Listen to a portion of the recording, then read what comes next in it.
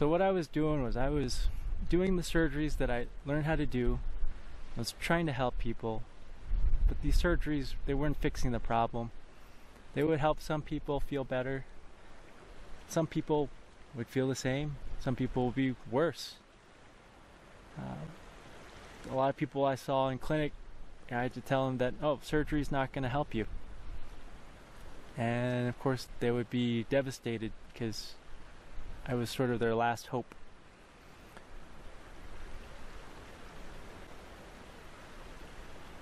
That all weighed really heavy because I thought I was going to relieve suffering. And I did relieve some suffering, but I saw so much more suffering that I couldn't relieve, even if I tried to do surgery.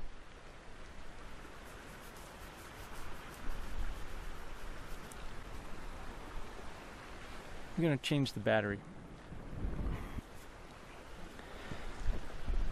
So a physician assistant that I worked with, he made a good analogy that the surgeries we're doing is like this. It's like you have a house and the roof, the top of your house has a leak somewhere, and rain water is coming down into the house and it's ruining the drywall, and you can see it. You can see water damage.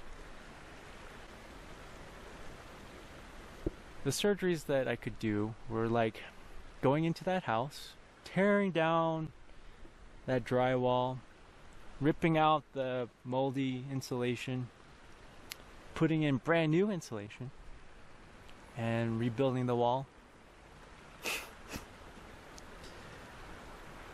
But not fixing the leak in the roof.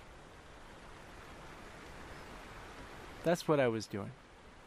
And the way I realized that is that I could do a perfect surgery and some people would get better. Some people would stay the same. Some people would get worse. Even though I did the exact same perfect surgery. And some people would get better before I could operate on them.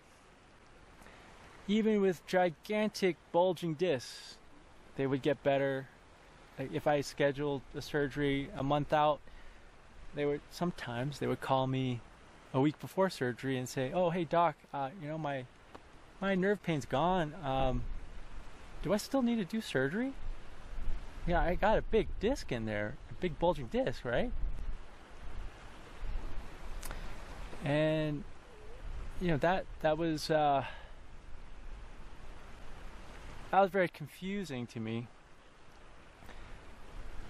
I had learned some of that in residency, but actually being out there and practicing and seeing what happens to people, I realized that, whoa, wait a second.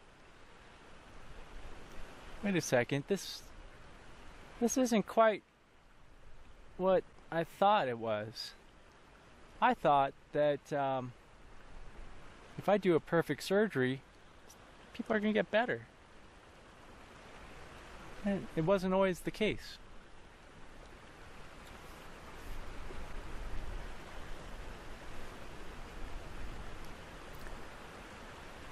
So over the 9 to 10 years that I was a neurosurgeon,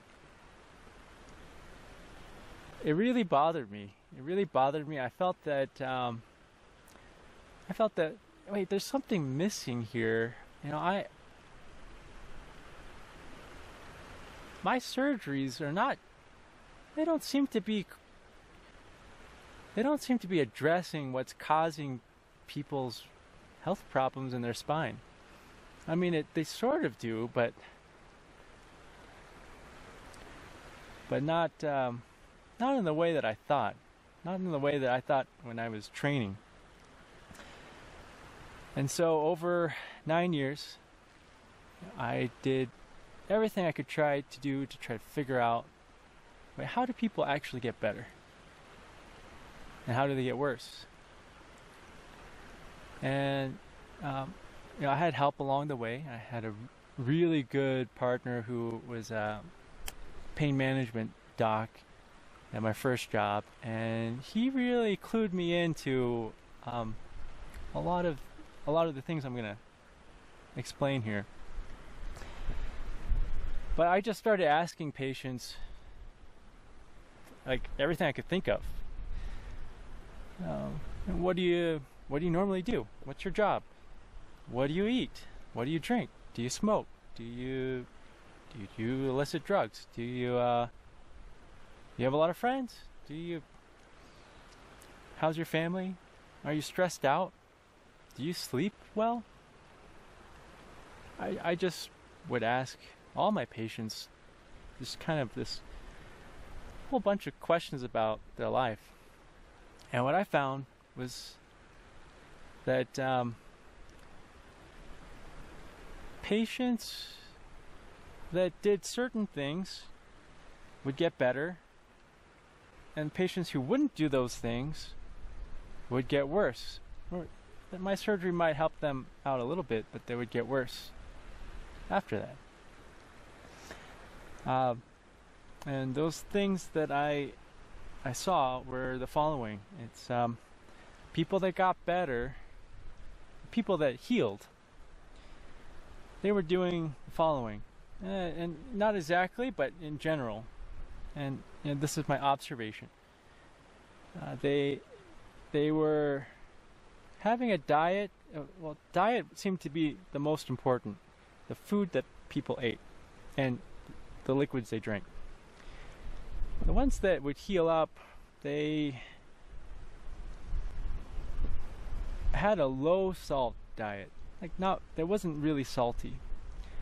And most of them ate mostly plant-based foods, like vegetables, fruits, whole grains, beans. And this is not like a vegan rant or anything. I'm not vegan. I enjoy a steak or sushi every once in a while. I'm just describing what I saw over 9 years of doing spine surgery. The people that got better were having a mostly plant-based diet. They weren't eating too much animal foods, and they were definitely not eating salty, and they would do things that would make them sweat, like exercise, being outside, hiking like this, going to a sauna, or they live in a warm place. They didn't smoke. They didn't drink much. They usually had a good social support, like loved ones, family members, children, friends, like a way to socialize. They would sleep like 8 hours every day. And they weren't stressed out, or if they had a stressful job or something, they found a way to be mindful or meditate or just be present and release the stress back into the universe. That's what I saw. And I saw that the people who did that, they would heal so quickly that I couldn't operate on them. I mean, sometimes I could, but if I was booked like 3 or 4 weeks out, a lot of times people that were doing that, they would heal before I could do the surgery that I thought would fix the problem. And the opposite was true. Patients that so they smoked like a chimney, they sat on the couch and they ate hot dogs all day, they had no friends, they were super stressed out, and they didn't sleep well. Yeah, those patients, I could do a really good surgery, I would get them temporarily better, but 6 months, a year later, the same part of their back would have a recurrent problem, or a different joint of their back would have a similar problem. And I would operate on them, and they might get better for 6 months, and then, yeah, then the same thing would happen. So it's the leaky roof problem.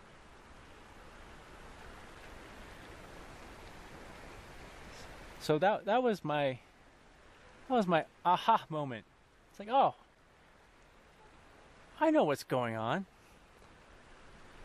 Wait, to actually heal, you need to like eat a certain way, sleep a lot, not be stressed out, have a good social network, exercise, move your body, stretch. If you do all those things, you heal. And when your body heals, it doesn't just heal, a worn out joint in your neck or your back. It heals everything. It heals the worn out joint in your neck, your back. It heals the skin problem. It heals your digestive tract problem. It heals your hair issues. When your body heals, it heals everything. And that actually became a huge problem. And let me explain why that's a huge problem. Because most people will say, wait, how is that a problem that you figured out how people are healing?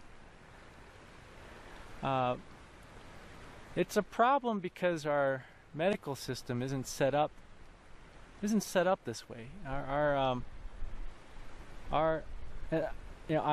not knocking any hospital or group that I worked with. I had the privilege to work with really amazing people in amazing hospitals, amazing institutions. But the way that everything is set up in the whole country, it's not any particular hospital. The way things are set up is that the hospital needs to make money. They need to make money, they need to grow. Economically. They need to grow economically. And the problem there is that if you figure out a way to help patients heal, and that way doesn't include a pill or a surgery, well, then the hospital and the doctor are in big trouble, because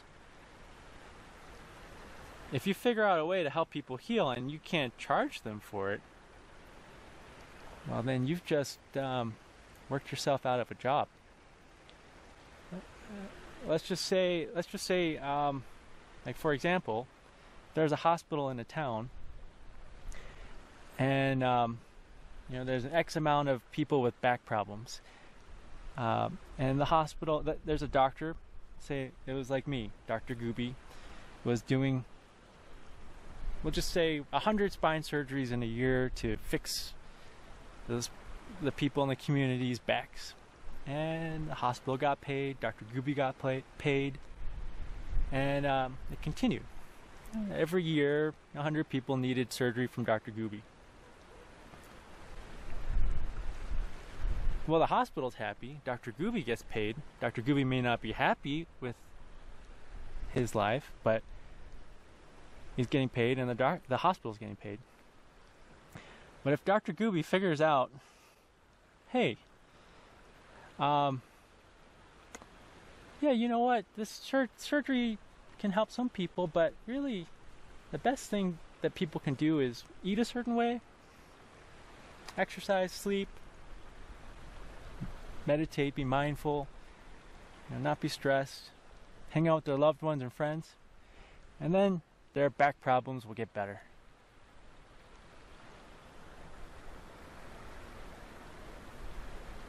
And if Dr. Goobie actually recommended that to his patients, and they actually did get better, well, it's a big problem for Dr. Goobie's paycheck and the hospital. Because let's say in that town, let's say everybody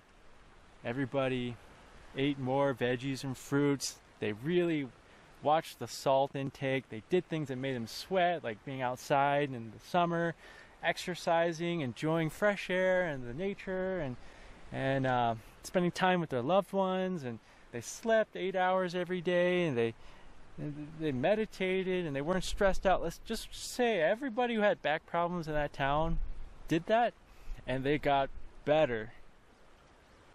They healed. Then nobody needs spine surgery anymore. In fact, they probably don't need a lot of things anymore. And then Dr. Goobie's office is empty. And the hospital's operating room is empty, at least for Dr. Goobie surgeries. Now, I'm not saying that that's exactly what happened, because not everyone's going to do all those things that I talked about, but I had a lot of patients that did do those things, and they got better. I never had to operate on them, and they were very happy that they never had to be operated on, and they got better. The pain went away. And yeah, so that was what I figured out over 9 years. And I still did surgery, because not everybody can do all those things I talked about. I mean, just practically speaking. And so I still did surgery, but I really felt like the focus of medicine wasn't in the right place. It wasn't in healing. It was in making money from surgeries and pills and images, whatever you can make money from.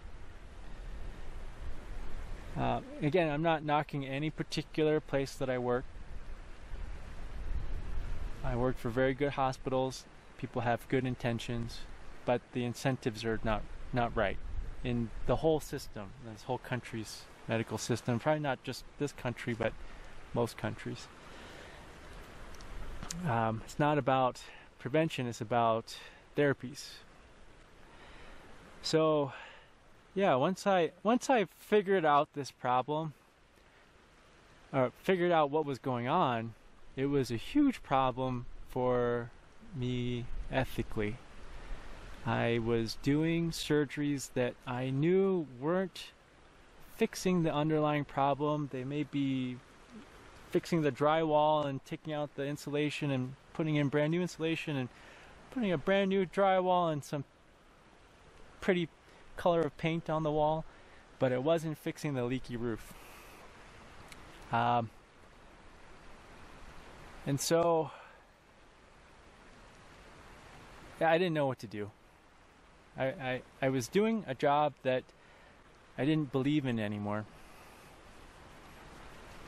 It was the way I was getting paid, and I don't know how to do any other job. At that time, my wife wasn't working. I was the only paycheck.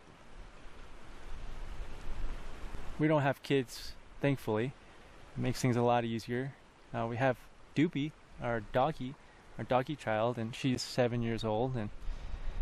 But yeah, we don't have like a human child. And yeah, I was thinking, well, I'm the only paycheck. I need to keep working. I need to keep going to this job that I don't believe in anymore. And that tore me apart. I gained 40 pounds. I was really sad. I was really angry, frustrated, didn't have hope. I thought I was stuck. I was stuck.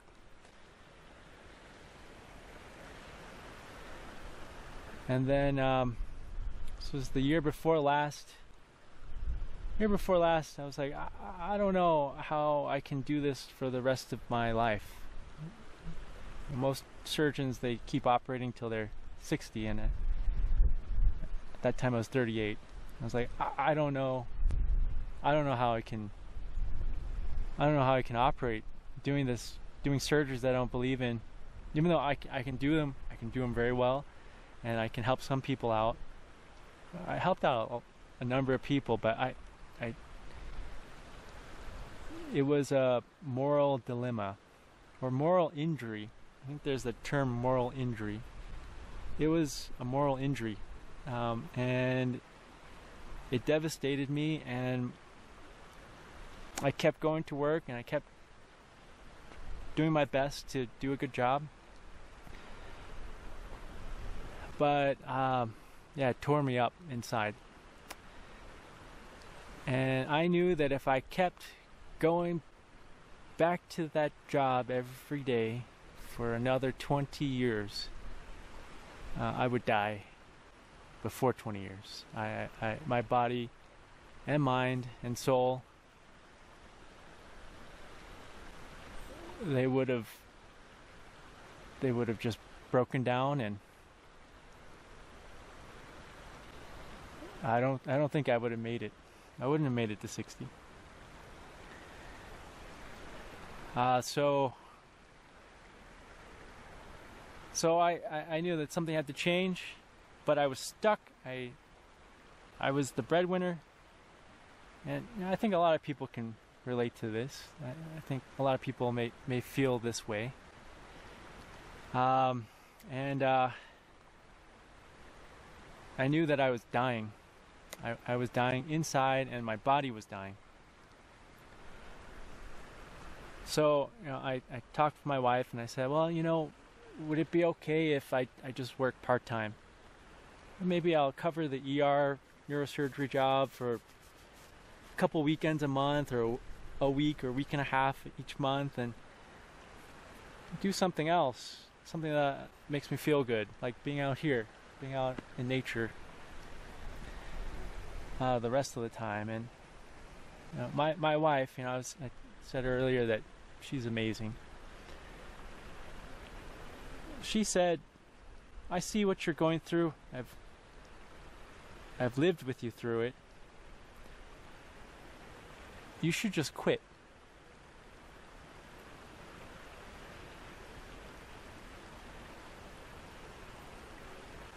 And I said, what? How can I quit? You're not working yet. She was going to school for a second career, and she said, well, we'll be okay. We saved up some money. It's not enough to retire, but it's something to live off of for a few years. Why don't you just quit? And I thought about it really hard, and I knew that I couldn't keep going back, but I didn't know what I was going to do instead for work. But I knew that I would die if I kept going back. So, with my wife's support, I went to my job and I said, hey, I can't do this anymore. I will do it for another, I think it was 9 months at that time. I'll do it for another 9 months until you can find someone to replace me, so that that hospital still have a spine surgeon. So I just worked another 9 months, and I quit. And nobody understood why I quit.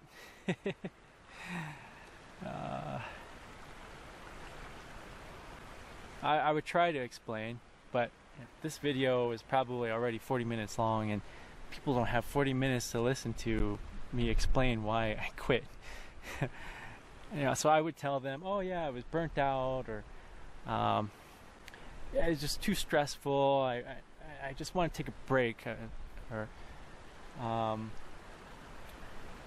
I said all kinds of things like that. I mean, they're all true, but they weren't the full picture. And at first I was really embarrassed to say that I'm quitting, and that I have no plan of what to do afterwards. That was embarrassing too. But after some time had passed and A lot of people had asked me that question, and I told a lot of people I have no idea what I'm gonna do afterwards. It actually felt good. If it feels good to not have a plan. It's freeing. It's like because I don't have a plan. I don't have to be anywhere. I don't have to do something at a certain time. And then I just kind of like leaned into it. Someone asked me, "Oh, what's your plan?" I said, "I don't know." And I felt good about it. And I could tell they felt embarrassed for me. They felt uncomfortable, whereas I was feeling uncomfortable initially saying that. But yeah, over time, I just accepted. Like, I know I can't do neurosurgery anymore, and I don't have a plan, and I'm quitting, and I won't have a paycheck. I got some money saved up, and I can live off of that for a while, but I've got to work again at some point. I can't retire. But yeah, no, I need to do this. I knew I needed to do this, and I did it. So that was last September. I quit. Haven't gone back. And at first, well, so this is, I think, what most people call a midlife crisis. But I would say the crisis part was really the 9 years that I was super unhappy. That was the crisis. So I think that's what most people call a midlife crisis, is what I would say was those 9 years I was really unhappy. I knew something was wrong, and I knew I couldn't live like that, but I felt stuck. Felt stuck in that situation. Felt like I couldn't escape it. That was a crisis. Now that I've left, I haven't been this happy in my whole life. It does not feel like a crisis right now. I mean, maybe financially it might be a crisis at some point, but I've never been this happy before. Ever. It feels right. So what I did when I quit is I just walked a lot outside, because I had gained 40 pounds, like I said earlier, and I ate healthy. I slept a lot, because a neurosurgeon, they don't sleep very well, because they keep getting called about emergencies. Nobody was calling me. I slept every night for a really long time. And I walked, and I spent time outside, I spent time with my dog. I did the things that I wanted to do, which is like be out here. My dog, she's Doobie, she's 7 years old, and for the majority of her life, she unfortunately had a very boring life, because I was so busy, my wife was busy, and we'd take her out for a walk every day for half an hour to an hour, and then she would just lay at home the rest of the day, and it made me sad. Made me sad that that's her life, or that was her life. And so I wanted to spend time with her, and spend time with her outside, because she loves being outside. And so it first started out, I want to lose weight, get back to a healthier weight. I want to help my dog live a full life, where she's having fun, she's smelling things, she's experiencing things outside. That's kind of where things started, and I made this YouTube channel, Goobie and Doobie, to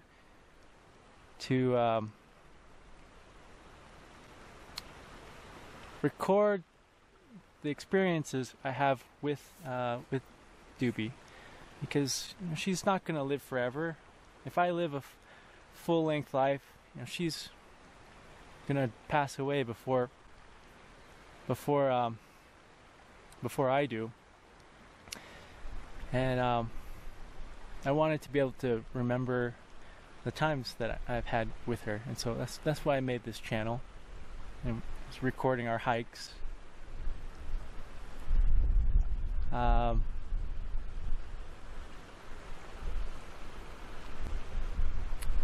where I'm going with this is that I didn't have a plan, but so where I'm going with this is, I quit. I had no plan. But when you let go of something that you're holding too tightly, even though it's hurting you, when you let go of it, then you're able to pick up something else that hopefully is better for you. I wanted to spend time outside. I wanted to help my dog live a full life by being outside with me. And then I wanted to record those moments so that if I live longer than Doobie, I will have those memories and I can look back at them and appreciate the time that I have with my dog.